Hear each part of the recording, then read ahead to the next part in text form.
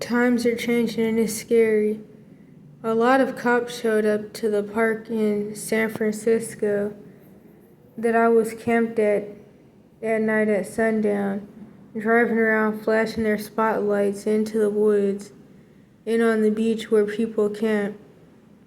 We ended up having to actually run away, to which they followed, but we got off the road and hid behind a trash can and some dirt from the spotlights. And man, oh man, like,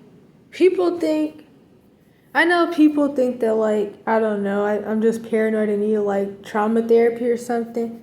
But like I keep saying, these security companies, and of course the police obviously, and the military, they're all going to be used to push the beast system. And so far right now, the only people that really notice the issue with these security companies, and even really the police, is certain ethnicities, but more so homeless people and people who are poor.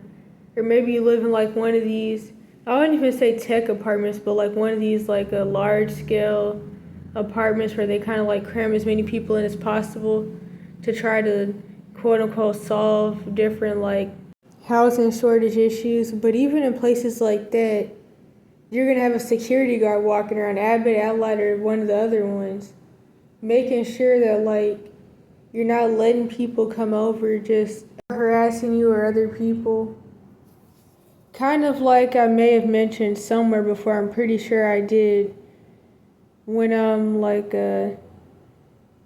back in the early 2000s, maybe still in some neighborhoods like hoods, they started making these like gates to where only certain people could come in if they had a code. And well, not even that, that's kind of irrelevant. The worst thing is that they started making curfews where if you were seen outside, even standing on your porch, you could go to jail for it at your own house in your own neighborhood. That's what the world is going to become, especially when it comes to America/Babylon. Okay, I think I was at trash can maybe, and some dirt from the spotlights. They tried but couldn't see us anymore, so they kept driving. Then we ran some more and had to scale a mini cliff to get out of the park fast and out of sight. I'm not gonna lie, I would not want to do that with like a huge bag or any bag. After we got out, we saw that there were practically entire camps littered all around the trash cans. Not a coincidence. So we took public transportation as far as we could, getting the heck out of the city, and ended up in some bougie town where the cops got called on us for just sitting down for a second. I'm not gonna lie, I feel like that's really, really annoying.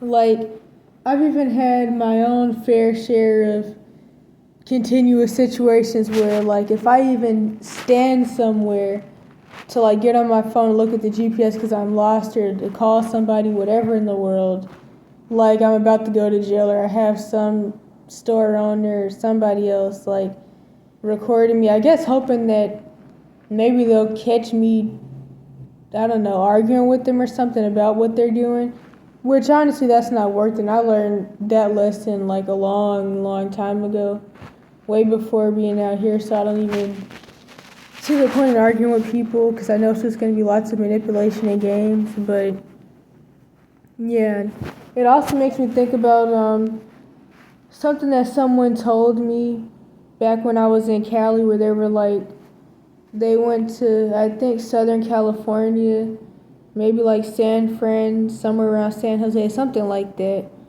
which I don't even think San Francisco is Southern California. Maybe it's not.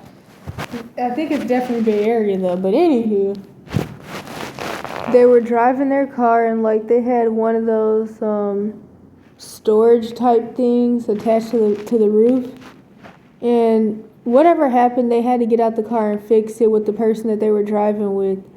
And they got the cops called on them back to back because other people in this rich area felt, well, they quote unquote feared for their life. And then the lady said that she was like, why do you guys fear for your life? Because I'm not driving a Tesla. People that claim that they're scared of you for no reason are very dangerous people to be around, and it's only a matter of time before they call the cops on you, tell somebody that you did something that they didn't, or decide that they have to defend themselves from you because of some bullcrap that only is happening in their head. Or they just are jealous of you and don't like you, and that's why they have all this weird stuff going on. They questioned us a bunch and asked if we're in the quote-unquote homeless situation, to which we said, of course not, we stay in hotels, and we're just waiting on a friend. They drove off. Then 10 minutes later came back saying they got 4 more calls on us for just sitting. Thank goodness the cops here have nothing to do, so they really didn't give a crap. Especially because that could go either way. We didn't want to risk getting woken up, so we pulled an all-nighter, and we're planning on immediately getting out of this town as soon as the sun rose. Yeah, it sounds like from what different people say, San Francisco is definitely not the place to be, and San Jose isn't either, and really a lot of Southern California. I would say, maybe now to think about it, Santa Cruz is one of the most laid-back places, but I mean, the cops and of course having an outlier are still huge issues, even if a lot of the people aren't.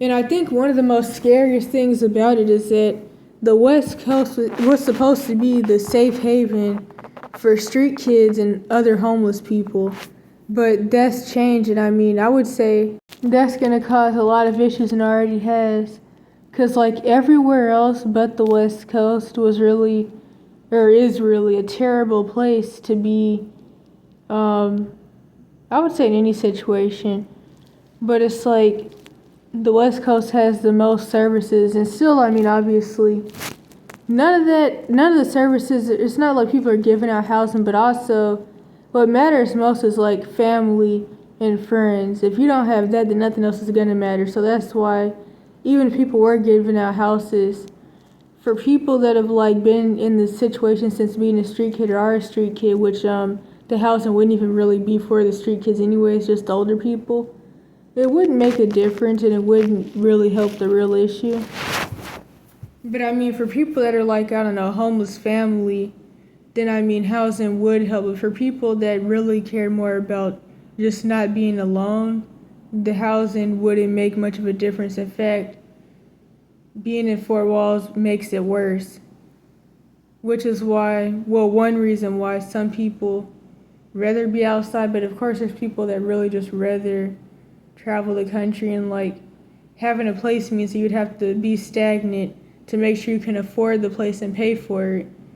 And I am sure that a lot of people, if they actually could travel and work and afford the place all at the same time, they wouldn't mind just having a place because it's somewhere to leave your stuff, obviously, and it's a place you could always go back to. I'm sure that 99% of the people wouldn't mind having a place to the side if they actually could afford it, because why not?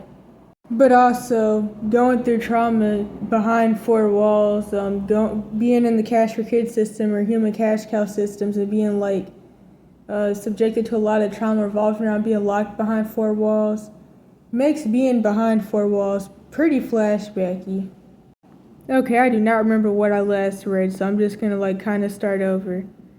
We didn't want to risk getting woken up, so we pulled an all-nighter, and we're planning on immediately getting out of this town as soon as the sun rose. But the second morning came around, the first person to pass us by offered us coffee and breakfast. I got a matcha, lavender drink, and a cookie. Road Dog got a mocha and a cookie. Stay safe, y'all.